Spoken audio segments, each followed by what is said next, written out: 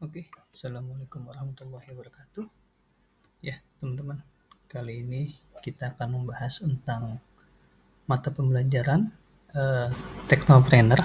Ya, ini yang saya jalankan. Ya, jadi ini adalah rencana pemetaan tujuan pembelajaran, ya, atau TP, dan juga KD-nya. Nah, ini yang sudah saya susun, gitu ya, untuk kelas 7, kelas 8, dan kelas 9.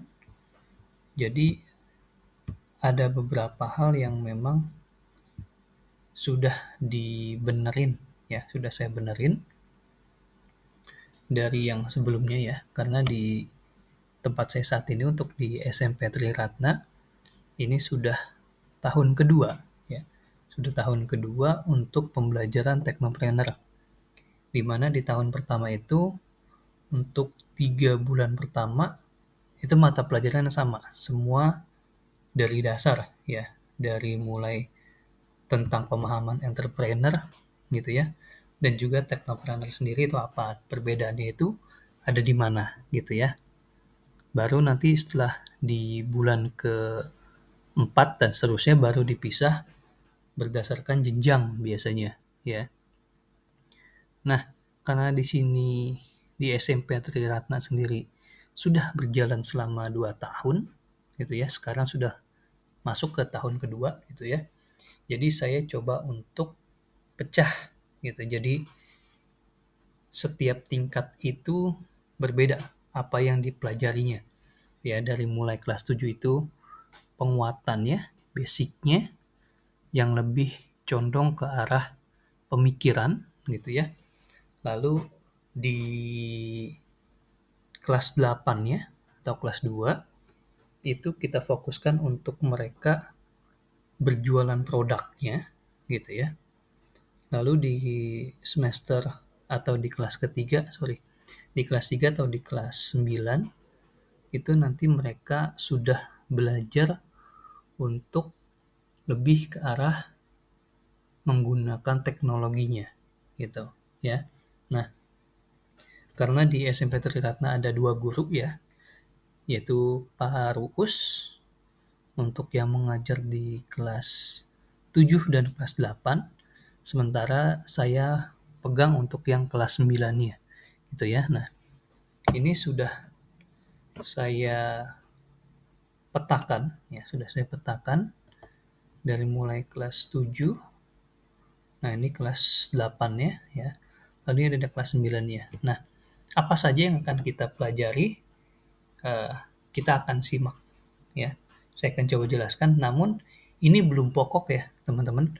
Karena bisa jadi nanti ada perubahan atau ada tambahan biasanya tergantung dari apa yang sudah dilakukan. Dia kalau misalkan memang ada penambahan, kayak misalkan di pertengahan, oh ternyata ada yang butuh ditambahkan nih, tentang misalkan presentasi kah, atau tentang pengenalan produk kah, dan lain sebagainya. Jadi ini masih fleksibel ya teman-teman. Jadi belum baku banget gitu. Oke, kita langsung aja. Ini yang pertama ada di kelas 7 ya. Kelas 7 ini di semester gasalnya ya. Di semester gasalnya kelas 7.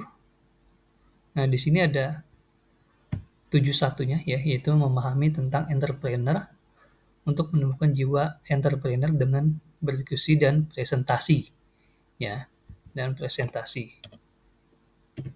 Di sini untuk indikator ketercapaiannya ya. Yang pertama adalah peserta didik mampu mengetahui perbedaan antara pengusaha ya atau entrepreneur ini dengan teknopreneur sebenarnya ya teman-teman ya. Ini ada kesalahan sedikit ya. Jadi perbedaan pengusaha atau entrepreneur dengan teknopreneur. Itu perbedaannya di mana? Gitu ya. Lalu yang kedua, peserta didik mampu menjelaskan pengertian, ciri dan contoh dari seorang teknopreneur gitu ya. Jadi teknopreneurnya sendiri apa sih menurut mereka gitu. Tentunya setelah dijelaskan oleh gurunya gitu ya. Lalu peserta didik mampu menjelaskan contoh-contoh teknopreneur yang ada di Indonesia maupun di luar negeri ya, atau yang ada di dunia ini, dengan menyebutkan nama, produk atau jasa yang ditawarkannya, gitu ya. Jadi untuk 71 ini lebih ke arah basicnya. Apa sih teknopreneur itu dan contohnya apa saja sih teknopreneur itu dan siapa pembuat atau penemu dari teknopreneur itu sendiri, gitu ya. Lalu di TP2 ya, TP72 yaitu menganalisis, merancang dan menyusun model bisnis ya, menganalisis, merancang dan menyusun model bisnis teknopreneur yang sesuai dengan ide, produk atau jasa yang ditawarkan ya. Jadi di sini adalah peserta didik mampu menganalisis barang ya, barang yang punya nilai jual atau tidak serta menjelaskan kelebihan dari produknya. Jadi di sini nanti misalkan contoh uh, siswa ini diminta untuk menganalisis misalkan pulpen. Nah, siswa ini harus mampu nih menganalisis sebuah pulpen. Misalkan apa sih kelebihan dari pulpen ini? Misalkan pulpennya sudah berbentuk gel gitu ya. Pulpen yang gel. Nah, kelebihan apa saja? Misalkan untuk menulisnya lebih gampang. Terus tintanya lebih tebal, tapi lebih irit misalkan kayak gitu. Jadi mereka mampu menganalisis suatu barang yang nantinya akan mereka jual gitu. Lalu setelah mereka selesai menganalisis gitu ya, di indikator pencapaian keduanya yaitu peserta didik mampu menganalisis hasil analisis suatu barang. Jadi dia mampu mempresentasikannya gitu ya. Jadi setelah mereka menganalisis gitu ya, apa ya barang yang sudah mereka pilih atau mungkin ditentukan oleh gurunya, lalu mereka mempresentasikan barang tersebut gitu. Apa sih yang dimiliki gitu ya, kelebihannya dibanding barang lainnya gitu. Itu untuk yang di semester gasalnya atau semester satunya. Lalu di semester 2-nya yaitu mempresentasikan produk dengan jelas dan benar ya. Ini masih terkait dengan yang 72 ini gitu ya. Jadi di sini mereka masih istilahnya masih pengenalan lah gitu ya, bagaimana caranya, terus bagaimana mempresentasikannya. Mungkin kan karena ini adalah masih awal, masih baru gitu ya. Jadi belum belum sempurna banget. Nah, itu coba disempurnakan di semester genapnya gitu ya, lebih ditekankan lagi. Yaitu di TP-nya adalah TP73-nya mempresentasikan produk dengan jelas dan benar. Gitu ya. Indikator ketercapaian adalah peserta didik mampu mempresentasikan dengan suara yang jelas, lebih percaya diri, dan ekspresi yang tepat sesuai dengan isi produk. Jadi mereka sudah lebih luas lagi lah istilahnya ya untuk bisa mempresentasikan produk-produknya gitu. Jadi sudah lebih percaya diri lagi, tidak malu-malu lagi, masih tidak berpikir lagi tentang apa produknya gitu. Jadi sudah lebih bagus dibanding dengan semester sebelumnya gitu. Lalu yang kedua, peserta didik mampu berbicara di depan umum dan lancar dengan menggunakan bahasa yang baik dan intonasi yang jelas. Jadi selain mereka dengan suara yang jelas gitu ya, dengan gesturnya gitu ya, ditambah dengan gestur, mungkin bisa ditambahkan gitu. Karena biasanya banyak siswa-siswi yang terutama di kelas 7 ini ya, karena mereka baru masuk di SMP gitu. Jadi suasana di tingkat SD-nya masih kental. Nah, di sini kita olah gitu supaya mereka bisa lebih percaya diri gitu. Jadi mereka istilahnya lebih bisa untuk menguasai panggung lah gitu ya. Jadi sudah tidak terbata-bata lagi, tidak harus malu lagi seperti itu ya. Di sini materi pokoknya adalah tentang presentasi produk. Lalu di TP 7.4 ya, yaitu memaparkan trik berniaga dari sebuah video dan juga menjelaskan teknik dari materi tersebut. Nah, Di sini peserta didik mampu memaparkan trik berniaga. Nah, di sini adalah guru menampilkan sebuah video, ya, sebuah videonya itu banyak banget di YouTube. Silahkan teman-teman cari gitu ya. Kalau saya biasanya itu pakai yang trik dagang alung, kalau nggak salah judulnya, ya. Itu ada di YouTube. Jadi teman-teman bisa cari aja di YouTube. Jadi di situ siswa diajarkan untuk bagaimana sih cara berjualan gitu ya. Apa sih kebutuhan customer, apa sih yang harus ditanyakan atau disampaikan kepada customer. Nah, di situ siswa-siswi sudah belajar untuk selain menganalisis gitu, selain menganalisis, mereka juga tahu trik berniaga itu seperti apa gitu.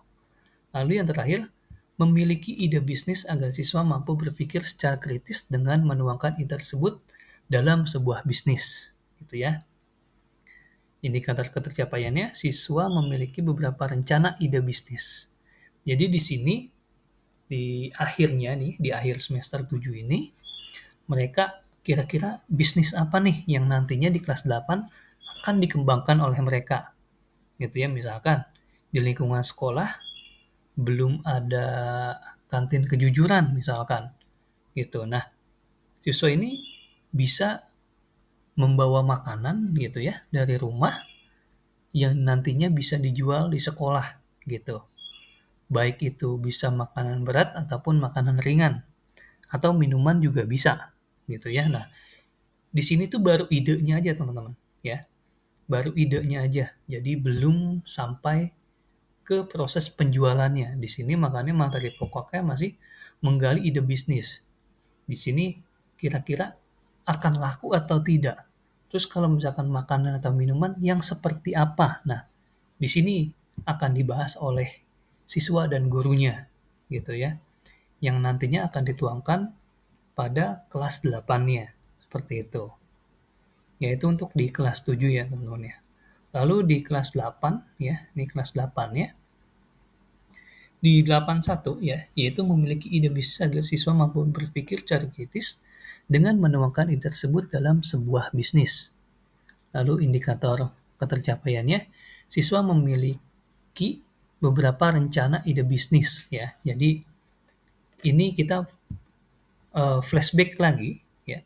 Flashback lagi dari yang materi terakhir di kelas 7 karena saya yakin karena ini adalah di materi akhir gitu ya. Terus liburan sekolah itu kemungkinan besar lupa gitu ya. Lupa dengan apa yang sudah dipelajari di kelas 7. Nah, di sini di awal-awal kita balikin lagi, kita ingatkan lagi, reminder lagi gitu ya.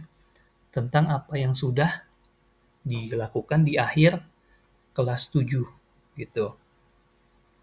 Nah, kalau misalkan mereka sudah refresh lagi, sudah ingat lagi tentang menggali ide bisnisnya, baru di tujuan pembelajaran 82-nya yaitu merancang dan menyusun model bisnisnya.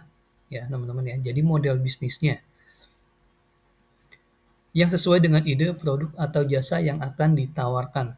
Nah, contoh jasa ini misalkan ada jasa ketik ya, teman-teman ya, ada jasa mengetik atau jasa yang biasa sekarang itu adalah push rank di Mobile Legends. Nah, itu kan suatu jasa juga.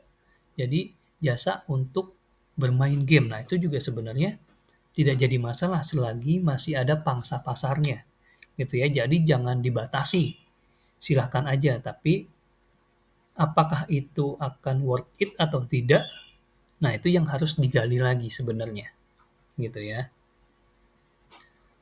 Indikator ketercapaian adalah peserta didik mampu mempresentasikan hasil analisis suatu barang. Jadi kalau misalkan dia berupa barang atau jasa gitu ya, mereka harus mampu dulu nih nanti menganalisis, dianalisis dulu kelemahannya di mana, kekuatannya di mana, kayak gitu ya. Lalu dipresentasikan gitu. Lalu yang kedua adalah peserta didik mampu menghasilkan ide dari hasil analisis suatu barang. Nah, misalkan kayak tadi, dia misalkan mau berjualan risol misalkan. Nah, setelah dianalisis ternyata memang risol ini digemari gitu ya oleh lingkungan sekolah. Nah, berarti dia kan bisa untuk berjualan risol gitu ya. Nah, lalu dia susun tuh untuk nanti presentasinya. Kenapa sih milih risol? Alasannya apa? Nah, itu semua nanti dituangkan ke dalam suatu proposal ataupun file presentasi yang nantinya akan dipresentasikan dan juga akan diimplementasikan gitu ya. Nah, jadi di sini mereka sudah di akhir semester 1 ini mereka sudah bisa untuk berjualan nih sebenarnya kalau kau sudah masuk ke sini gitu ya, tinggal nanti prosesnya seperti apa gitu. Jadi analisis yang perlu dikembangkan di sini ya, analisis, terus presentasi, cara menawarkan produknya itu seperti apa. Itu ya, itu yang diajarkan di semester gasalnya atau semester 1. Lalu di semester 2-nya, di sini memahami prosedur dan teknik wawancara serta melakukan wawancara dengan baik kepada narasumber. Gitu ya. Nah, indikator adalah peserta didik mampu mewawancarai narasumber dengan bahasa yang baik dan pertanyaan yang sesuai dengan pekerjaan narasumber, mengambil video singkat wawancara, dan menyimpulkan hasil wawancara sesuai dengan isi wawancara. Nah, di semester 2, ini mereka mencoba mencari ide gitu ya, dengan cara mewawancarai pedagang gitu ya. Misalkan ada pedagang di dekat-dekat sekolah itu, misalkan ada tukang batagor gitu ya. Nah, mereka harus wawancara gitu. Nah, yang perlu dipelajari adalah penyusunan dari pertanyaan gitu ya, penyusunan dari pertanyaan-pertanyaan yang nantinya akan diajukan. Mulai dari pertanyaan pembuka gitu ya, terus pertanyaan inti sama pertanyaan penutup. Kayak misalkan pertanyaan pembuka itu mulai dari nama, alamat gitu ya, umur, dan lain sebagainya. Lalu masuk ke pertanyaan inti, yaitu seputar tentang dagangannya, kayak misalkan sudah berapa lama, terus caranya seperti apa, kayak gitu. Terus ada resep khusus atau enggak, gitu. Lalu pertanyaan penutupnya itu, seperti apa sih kendala yang dialami selama ini, terus cara menanggulanginya seperti apa. Nah, kira-kira seperti itu, gitu ya. Lalu menerapkan hasil evaluasi wawancara ke dalam ide bisnis. Nah, kalau misalkan sudah ada gitu ya, mereka sudah menganalisis nih hasil wawancaranya. Nah, kira-kira yang bisa mereka terapkan ke dalam ide bisnis mereka seperti apa? Kayak misalkan tadi wawancarai tukang batagor gitu ya. Oh, kendalanya adalah misalkan minyak goreng yang mahal gitu ya. Nah, ini kan berkaitan dengan siswa yang mungkin misalkan menjual risol gitu. Nah, dari sana kan biasanya ada trik-trik dari pedagang yang memang sudah lebih ahli gitu ya. Nah, itu bisa dipakai di dalam bisnisnya mereka gitu, bisnis siswa gitu. Jadi itu adalah evaluasinya gitu. Ya, kira-kira seperti itu. Lalu di pelajaran selanjutnya gitu ya, di TP 8.4 mempelajari bagaimana membuat brosur atau flyer dengan sesuai ya sesuai dengan barangnya mereka gitu. Kayak misalkan tadi jual risol, ya berarti bagaimana tuh bikin brosurnya, bikin flyernya itu yang sesuai dengan isinya. Misalkan ada di sana dari mulai kandungan yang ada di dalam risol tersebut, harganya, terus kelebihan-kelebihannya, atau mungkin ada faktor yang akan didapat misalkan kesehatan dan lain sebagainya. Ya gitu ya. Jadi di sini indikatornya adalah peserta didik mampu membuat brosur dengan menarik, padat dan jelas gitu ya. Dan mampu membuat brosur dengan menarik. Seperti itu. Ya. Materi pokoknya adalah desain brosur dan juga flyer. Jadi di sini sudah masuk ke dalam digitalisasinya gitu ya. Sudah menggunakan teknologi, yaitu menggunakan komputer atau laptop gitu ya. Atau misalkan membuat dengan handphone, misalkan menggunakan Canva. Kalau misalkan memang siswanya itu bisa menggunakan Canva, ya sudah jangan dibatasi. Biarkan mereka berkarya gitu ya, berkarya atau mengembangkan ide-idenya dengan Canva. Misalkan memang dia bisanya di Canva, ya udah jangan dibatasi gitu. Yang penting adalah yang kita lihat adalah prosesnya, proses mereka mendesain brosur dan juga flyernya dan juga hasilnya gitu. Jadi jangan dibatasi, biarkan mereka berkarya sendiri gitu. Nah, lalu di kelas 9-nya gitu ya. Kelas 9-nya itu yang pertama adalah intinya adalah di kelas 9 nanti di semester gasal ini atau semester 1 mereka bisa membuat sebuah bazar gitu ya. Mereka membuat sebuah bazar di akhirnya. Nah, kayak di sini di 9.1 mengetahui perihal perizinan suatu event atau kegiatan yang akan dilaksanakan. Itu ya. Lalu indikator ketercapaiannya adalah peserta didik mampu mengetahui pengertian event atau kegiatan. Ya, jadi apa itu event? Seperti apa itu event? Nah, itu dibahas di awal, ya, awal-awal pembelajaran. Lalu, indikator kedua adalah peserta didik mengetahui perihal perizinan suatu kegiatan, ya. Jadi mereka mengetahui tentang perizinannya. Lalu poin ketiga, peserta didik mengetahui pihak-pihak yang akan diikutsertakan dalam suatu kegiatan. Nah, ini pihak-pihak mana aja nih yang saling terkait? Misalkan kayak RT RW, terus pihak keamanan itu mungkin dari kepolisian, atau mungkin dari Satpol PP dan lain sebagainya. Gitu. Lalu yang keempat, peserta didik mampu membuat surat terkait dengan perizinan kegiatan dengan struktur yang benar.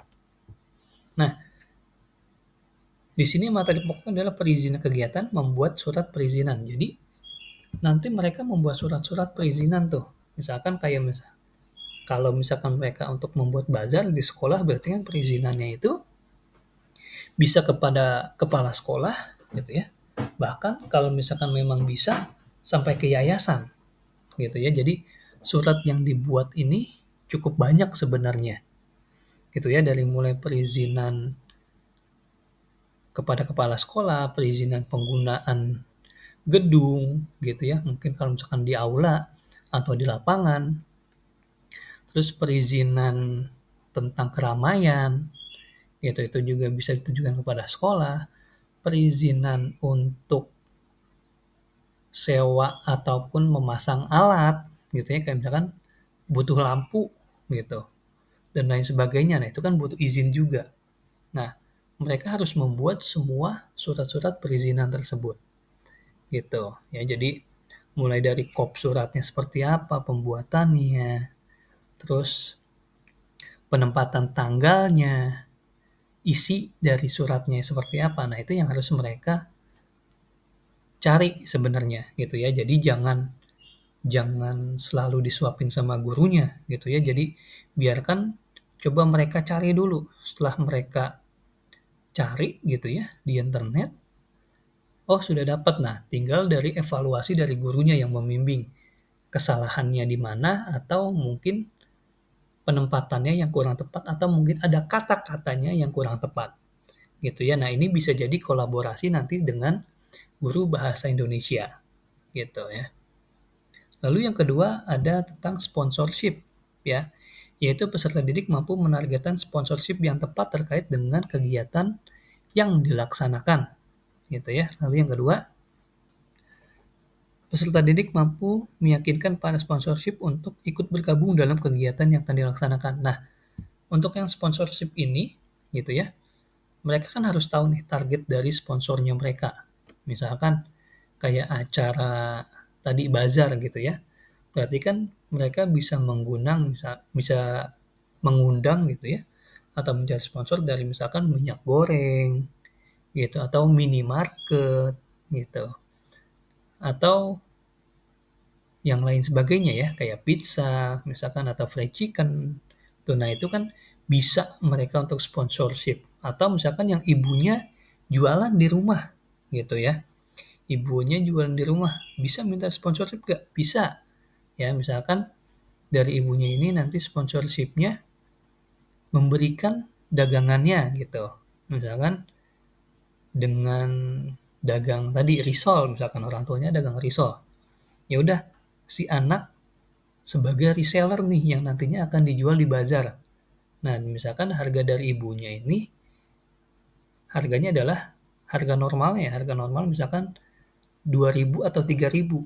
Nah, karena si keluarganya ini akan menjadi sponsorship, misalkan ya udah harganya dipotong menjadi 1.500 gitu, atau misalkan beli si anak ini gitu ya, ngeborong, beli 30 pieces, terus dapat 20 pieces atau dapat 10 pieces sebagai tanda sponsorship. Nah, itu juga boleh gitu ya. Jadi sekali lagi jangan dibatasi untuk siswa berekspresi ataupun mencari sponsornya gitu ya. Lalu yang ketiga adalah, nah ini dia sudah pembuatan bazar di sekolah.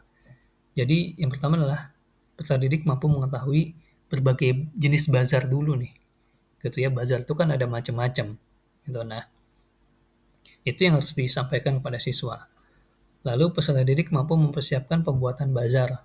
Nah, di sini kan juga para siswa nanti bisa mengetahui nih apa sih jenis bazar apa sih yang akan dipilih gitu ya. Apakah bazar untuk makanan ataukah bazar untuk otomotif dan lain sebagainya gitu. Nanti tinggal dipilih yang mana yang akan dipakai. Lalu di sini tadi mampu mempersiapkan pembuatan bazar, yaitu tadi dari mulai surat-surat, terus pembuatan kelompoknya mereka dan lain sebagainya. Lalu peserta didik mampu menjalankan bazarnya. Nah, sebenarnya ini bonus ya. Bonus untuk siswa-siswi yang memang sudah bekerja keras gitu ya. Kenapa saya bilang di sini adalah bonus? Karena di sini nanti kan mereka akan mendapat keuntungan dan lain sebagainya. Nah, itu pure untuk siswa ya, untuk siswa. Kenapa? Karena mereka sudah bekerja keras, mereka sudah eh, bekerja keras, mereka juga sudah mengeluarkan banyak tenaga gitu ya dan pikirannya. Di sini mereka bisa untuk have fun gitu ya, mencari misal cuan lebih gitu ya, mencari uang jajan atau mencari untuk dana tambahan perpisahan kelas mereka, karena mereka kan kelas 9 ini nanti akan ada perpisahan ya, kelulus-lulusan. Nah, itu bisa ditambahkan keuntungannya dimasukkan ke dalam uang kas gitu. Nah, lalu di semester genap ini nanti mereka membuat sebuah event organizer ya. Mereka membuat sebuah event organizer di mana indikatornya adalah yang pertama, peserta didik mampu memahami tentang event organizer. Nah, seperti apa sih event organizer itu gitu ya. Lalu peserta didik mampu membuat kelompok untuk membentuk sebuah event organizer. Nah, membuat kelompok ini sebenarnya kenapa saya masukin ke dalam indikatornya gitu ya. Jadi mereka harus tahu dulu nih kemampuan mereka itu apa gitu ya. Nah, misalkan oh dia mampu untuk pembuatan surat tapi tidak mampu untuk mencari perlengkapan atau peralatan. Nah, berarti kan dia harus mencari orang atau temannya yang bisa menutupi kekurangannya dia. Nah, makanya saya masukin ke dalam indikator ketercapaian. Lalu, peserta didik mampu membuat sebuah rancangan kegiatan atau event yang akan dilaksanakan. Nah, mereka harus punya ide sendiri nih tentang kegiatan yang akan dijalankan oleh kelompoknya mereka gitu. Jadi misalkan event organizer-nya ini mereka membuat sebuah pertandingan e-sport ya. Entah itu Mobile Legends, entah itu PUBG, entah itu Free Fire dan lain sebagainya. Jadi mereka bisa merancang dulu nih gitu ya. Merancang event yang akan mereka jalankan. Lalu peserta didik mampu menjalankan event dengan sukses ya. Jadi selain mereka sudah membuat rancangannya, mereka juga harus mampu tuh menjalankannya, gitu ya, mampu menjalankan event yang memang sudah mereka targetkan, gitu. Lalu mereka mampu mengevaluasi event yang sudah dilakukan. Jadi evaluasi dari hasil kerja mereka itu seperti apa sih gitu. Mereka mampu nggak menganalisis event yang sudah mereka jalankan gitu. Apakah event itu berjalan dengan sukses atau tidak? Nah, itu kan balik lagi dari hasil pemikiran siswa-siswi sendiri gitu ya. Jadi kita tidak boleh sebagai guru tidak boleh membatasi dari siswa gitu ya. Jadi biarkan mereka di sini explore sendiri. Jadi guru itu hanya sebagai fasilitator atau pendamping saja ketika mereka berada dalam kesusahan gitu ya. Untuk selebihnya mereka harus explore sendiri. Kenapa? Karena mereka sudah kelas 9 ya. Mereka sudah akan terjun di dalam kehidupan masyarakat gitu ya. Jadi sudah seharusnya mereka belajar untuk diri mereka sendiri.